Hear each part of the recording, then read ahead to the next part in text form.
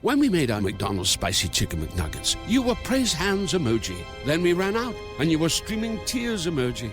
Now they're back, so you can be grinning face with sweat emoji. Order ahead on the McDonald's app. Break out the party hat emoji, because a 6-piece Spicy Chicken McNuggets is just $2.50. And if that's not enough, try a Spicy McCrispy or a Spicy Deluxe McCrispy. And if that's not enough, there's always the sauce. Price and participation may vary. Ba-da-ba-ba-ba.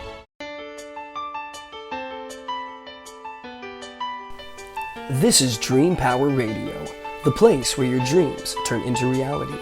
Here is your host, Debbie Spector-Weissman. Hello, and welcome to Dream Power Radio. This is the place where we talk about dreams, both daytime and nighttime dreams, and how you can use them to make the internal shift to a life you love and rediscover the truth of who you really are. On some of my recent shows about dream work, I've talked with experts about dreams in a general sense. What happens when we dream about our families, or have dreams about our health, or the dreams that feed our creativity. Well, today we're going to dive deep into the nitty-gritty of dreams, how to really understand those strange nighttime messages and shine light onto those meanings to create a better pathway on our daytime life's journey. Our guide on today's exploration is dream expert and coach Bambi Corso-Steinmeyer. Bambi's passion for dreaming has spanned more than 40 years and led her to write her wonderful, groundbreaking book, DreamTracking. Track your dreams and transform your life. Welcome to Dream Power Radio, Bambi. Thank you, Debbie. I'm thrilled to be here with you today. Well, I am so excited because, I love to talk about dreams. But Bambi, I'm just going to start off with this. What led you to believe that dreams are important to us? Debbie, for me, it was just something that started really young. So when I was a teenager, like between 15 and 17, I just started having really intense dreams, and I just started realizing that there was so much more going on under the surface than we even have any idea. And so I started writing them down back then, but I didn't have really, great recall or real good tools. But as the more that you start writing them down, the better you remember and the more detail comes. And it just led me down this entire path of following dream work as just my life's passion. That was the start. And it's led you to, study your dreams for years and years and years, and then write this book, DreamTracking. And I want to talk to you about that because you call it DreamTracking. So what do you mean by that expression? Well, so DreamTracking it's kind of evolved just as I've done my own dream work, Debbie. And the idea behind it is that our dream work it's an exploration and it's a journey of discovery. And so the more we write down our dreams, or the more that we track them, the more that we're going to start seeing that there are sequences and patterns in our dreaming. I use the idea of tracking even out in nature. How do we, see that the leaf is overturned, or there's a little bit of fiber left on a plant, something that keeps kind of leading us and pulling us forward into our own becoming. And so the idea of dream tracking is following these dreams and really kind of heeding that call of being pulled forward by the dream into this constant becoming that we always are. The system seems to imply that the way to understand the dreams is to track a series of dreams over time until you see that pattern, and then you work on it from there. But what about people who wake up one morning and have this dream that they just can't shake off, and they don't remember any other dreams, but this dream just hits them? How do they make sense of what they just dreamed? Excellent question. So I would agree that it kind of sounds like everything is based on a series of dreams over time. But in a single dream, we also have a tremendous amount of tracks that we can follow that help us to try to understand the dream meaning. I keep it really simple in the book. It's the who, what, where, when type of questions. Who are the people or the creatures that visit in my dream? What is the setting in the landscape? Looking at the actions, looking at the locations that the dreams place us in. And we actually use those as tracks within a single dream to start understanding where this information and where this imagery might be showing up to try to help us see something about our own selves or our own lives that the dream is trying to communicate. So yeah, it doesn't have to be that you've been writing down your dreams for a really, really long time, because, it's like you have to start with one. And then over time, as you continue to write them down, you might realize, gosh, it's really interesting because you start looking at times when imagery does repeat, though that doesn't always happen. So it's very much about just being super aware and conscious of the types of dream images that you're having. I really bring a lot of attention into the emotions of a dream, because I think that when we can track our own emotions, which we're not even always fully aware of, that can be so insightful. As your dream, the emotions are a tremendous piece of insight when we also make sure that we add that into the journaling. Oh, I totally agree. I mean, emotions are so important. And even just as the example, two people can have a dream about the identical thing, but if their emotions are different, totally changes their understanding of what's going on. Completely. Yeah. Mm-hmm. So let's say you have a lot of dreams about horses. What's the difference between dream tracking dreams and recurring dreams? Okay. Great question again. So a recurring dream, in my experience and the people that I've worked with, is when you're pretty much having the identical dream and it keeps showing up. So it's almost a little bit more like a Groundhog Day. It's this repeating, almost identical dream image or full dream that keeps showing up over time. Dream tracking is more about, okay, I'm going to take one dream and I'm going to start looking at all the different elements within that dream. And then I'm going to start working on the different elements and see where I can start extracting information that feels resonant to me. So they are very different, but in the sequencing and the patterning that I was mentioning, that's more of like the horse dream. Maybe it just keeps showing up, but maybe in the first dream, the horse shows up at a childhood house. And then a month or two later, the horse shows up maybe in my business setting in the dream, but the dreams are not identical. There's some images that keep popping out that seem familiar to the dreamer. Do you subscribe to the belief that all the symbols and images we have in our dreams reflect some aspect of ourself? In which case the horse might be how we see a horse in ourselves? Yes, dreams are so multidimensional, and there's so many different ways of working with dreams. And I think that all the ways of working with dreams are beneficial. I think just paying attention to dreams, period, will completely enhance your life. So if, to look at every dream like it's an aspect of myself is absolutely a great way of also looking at the dream, because I think we can always find information and self-reflection in that. I also really I love the dream tending work that Stephen Eisenstadt has done up at Pacifica Graduate Institute, and I've studied under him. And the idea that's different there is that, but what if the images are coming on behalf of themselves? So that it's not more ego-centered, perhaps, that everything is a reflection of me, but what if there are influences from the outside coming in that are also informing me? I get really into the earth and the animals in the book regarding that, because everything is energy. And so as we dream, we're picking up on things all the time around us, and we don't even know it. We're not even aware of it. And yet, there are things constantly happening around us. So I do think that we also learn from imagery as if it's not just from an aspect of ourselves. Well, it's nice to look at a dream as being a living thing. Yeah. One of the things that I found fascinating in your book, because you do talk about so many ways of dream tracking, is to create a dream tracking tree. Mm-hmm. So can you walk us through what that is and how you do it? Yes. So the dream tracking tree is a simple association exercise. And so I literally have a free download, and it's a tree. And in the knot of the tree, you put either the dream image or the title of the dream, and you start kind of branching out and just start using associations to the different elements of the dream. So it's really similar, Debbie, to mind mapping, except it's more associative.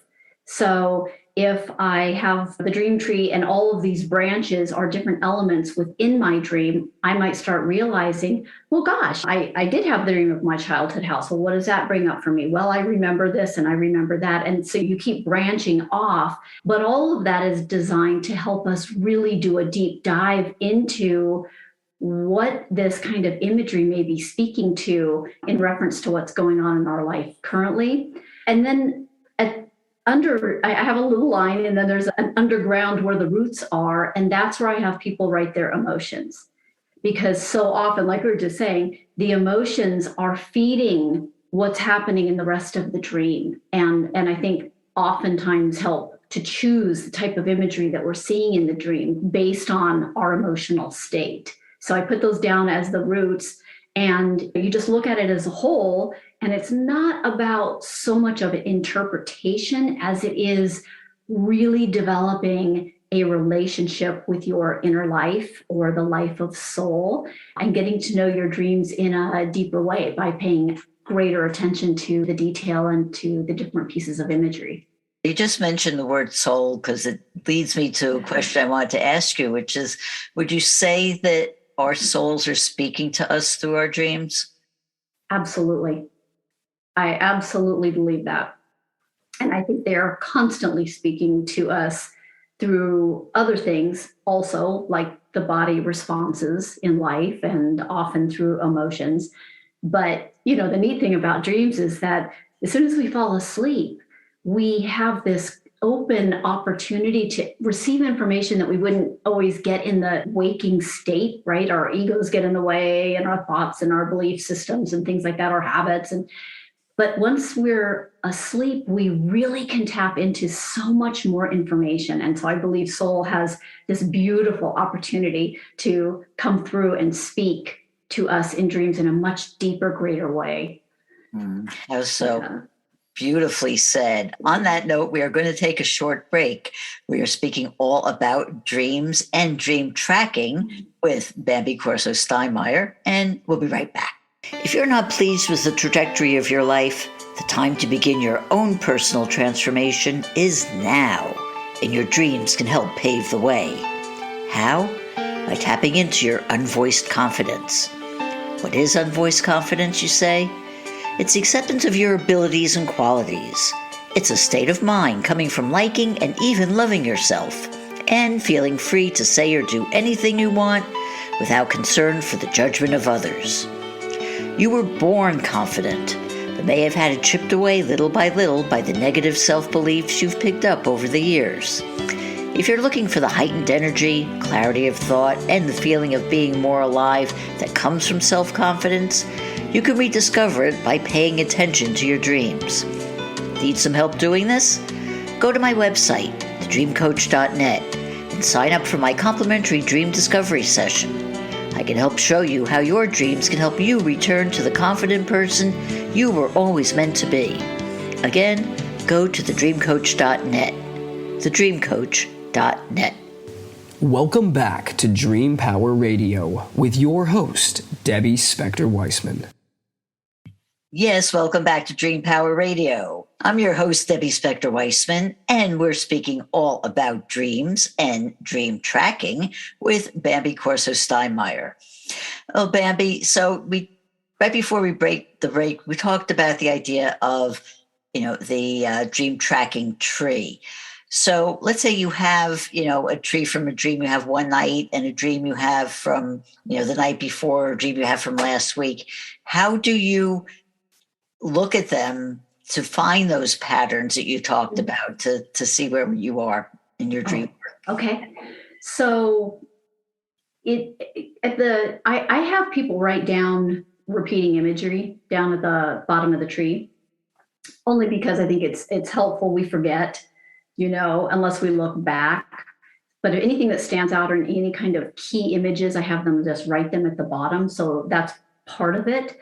But I think, also we do start kind of training ourselves to see things differently the more that we're writing them down. And, the dream tracking tree also is this great process, or can be a great process, of creativity, because, you could be a really linear person and you could do it, and you could do the lines and you could do everything in, black and white and pencil and pen, or you could do everything with colored pencils, and you could, glue pieces of collage work to it and really make it kind of an artistic expression of the dream. So, it's not limited to anything in particular, but it's really designed, again, just to kind of, get your hands moving and get your creative energy into feeling into the different dream images. But you do start noticing that there are repeating or, just images that keep showing up from time to time. Well, one of the main tenets of your practice, and one that I also believe is critical, is the concept of taking action on the dream. So talk to me about ways we can honor the dream in this way, and what can happen as a result. So that's one of my favorite pieces, I think, of dream work, is the honor the dream piece. So it's my belief, Debbie, that if a dream comes to us, there's something important to it. And if is a way of giving back, this is the concept of honoring the dream. So as a way of saying, hey, thank you, dream time, for giving me this dream that I can work on, whether I liked the dream or not. It's a way of just saying thank you. It's just a way of giving back. And so honoring the dream could be as simple as just writing it down, giving it voice. It could be drawing. It could be painting. It could be writing a short story about a dream. It could be writing a little poem about the dream. It could be finding an image that looks like, an animal that was in your dream, or, a structure, and you keep it out, where you can actually see it over a period of days. It's endless. There are so many different types of things that people have done. People have made card decks out of the artwork that they've seen in the imagery in their dreams. They've written famous stories and film. And those are huge things to really take a dream to that kind of a level. But I think anything that you just do on behalf of the dream to honor the dream, and you're just keeping it in your consciousness, I believe that helps build that reciprocal relationship with the dream. And it keeps the dreams also wanting to continue to come and to visit, because they feel appreciated. And like we were saying earlier, right? If that whole idea that dreams are alive, right? There's still something living in dream and dream work. So it really helps just to deepen that relationship again. Mm-hmm. So those are some examples. Yeah, it's like building up the dream muscle. Yes. It keeps coming and coming. Yeah. One of the things that I'm curious about, when you talk about tracking a complicated dream that has many different parts to it, you start at the beginning and work through it like a story, and look at it as just like a story with a beginning and a middle and an end.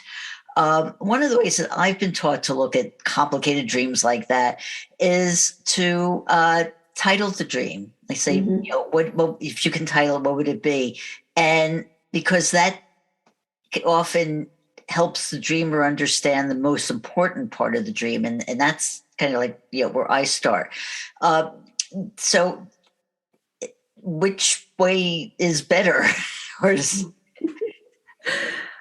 I'm with you on that, Debbie. I love titling a dream. And also when you're dealing with a really complex, complicated, and potentially really long dream, it gives it that condensing process, right? By having to come up with something that just nails the whole feeling of the dream in a title. So I love titling dreams. But I think, we could easily get lost in dream work when, if you've got 2 pages of a written dream and go, oh my gosh, what do I do with all this? That's why I try to go back into, okay, who were the people in the dream? What was the location? What are the actions? because you can thin it out by really looking at the emotions and really looking at the actions. Are you running in the dream? Are you falling? Are you flying? Are you burying something? Are you finding new rooms? There's a lot of information just in one action. So I think for, to take a big dream and try to, given everybody's really busy life schedules too, right? We don't always have 3 hours to work on a dream in the morning, but to just focus on a couple elements and just really focus on the ones that really hit you. I mean, I think, like a great question is to ask yourself, well, what was the most powerful piece of the dream that stood out to me the most? Which piece really got my attention? And that's where you can focus your energy and, spend time in that piece of the dream, especially if you don't have, like I said, time to spend hours and hours working a dream. Yeah. And talking about the questions, you say, asking the questions is really so critical. And I think you say, start with the who, what, when, the basics like that. But what are some of the other questions that you can ask of the dream when you're tracking? Okay. So, and I list a lot of questions in the book just to get people in the habit of being curious about a dream and asking, because I think as soon as we ask the question, it opens up whole pieces of the dream we might have missed. But some questions, like, for example, let's talk about dream animals. So questions regarding dream animals or even people would be things like, so, not only what is this animal and what does this animal do? Like if I didn't know anything, I think it was Delaney who talked about that, if I was an alien from another planet and I never knew what a horse was, what is a horse? You just start describing that. But to start really honing in on, okay, but what was the quality of my dream horse? Was there anything about it that stood out that was a little bit different? Maybe the horse was a certain shape that's not normal for a horse, or maybe it was a certain color that was different, or maybe the horse looked like it had an injury or was hungry. Or so the questions are kind of like, well, what is it about this one that is different than any other horse? For example, and then just start really looking at different qualities and start asking questions about, well, what else about that, and you just kind of keep digging, a little bit deeper and ask different kinds of questions to help open up the dream more. And, I do dream work by myself on my own dreams a lot, but I have to tell you, I love having a dream partner. And it doesn't have to be somebody who knows everything about dreams, but, just the give and take of, if I told you my dream, Debbie, and you would ask me questions that I won't think of myself because your own curiosity gets engaged. And so I think even having somebody to share your dreams with and have them just ask questions can be so insightful and it's just fun too, start dream sharing that way.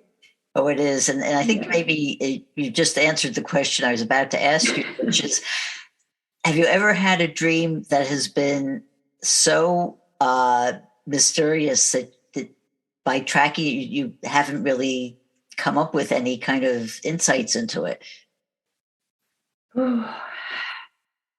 I would say yes. I couldn't point to an exact example, but I absolutely, because I think there are so many levels. Again, dreams are so multidimensional and they hit us on so many levels. And I think that there are so many unconscious levels that they hit us at that we may have to grow into understanding a dream over time. I remember Marion Woodman talking about working on a couple of dreams for 30 years. That they stayed with her for so long because they were always evolving as she evolved, which is a beautiful thought. So yes, I've definitely have dreams that I still don't have any idea where exactly it came from, but the fact that I wrote it down and stay curious about it, I think really helps keep me open to receiving more information over time about them. And by writing it down and having that record of it also helps your brain maybe come up with another dream that might give you more insights into it. Absolutely. And incubating a dream, right? You can always, if you have a dream and you have absolutely no idea what it is, even not with the meaning per se, but what it's kind of sharing, you can incubate a dream and ask questions about, can I please, give me more insight into the dream that I had last night, and ask your dreaming self at night to give you more information. You never know what's going to show up.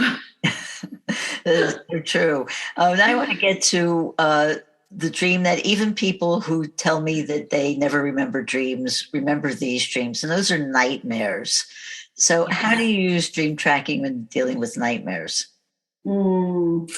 Yeah, the funny thing, like you said, that's the one that everybody remembers. They may not remember their day-to-day dreams, but they always remember the nightmares because they're so power-packed. And, as far as the dream tracking, it's really the same process that I talk about in the book.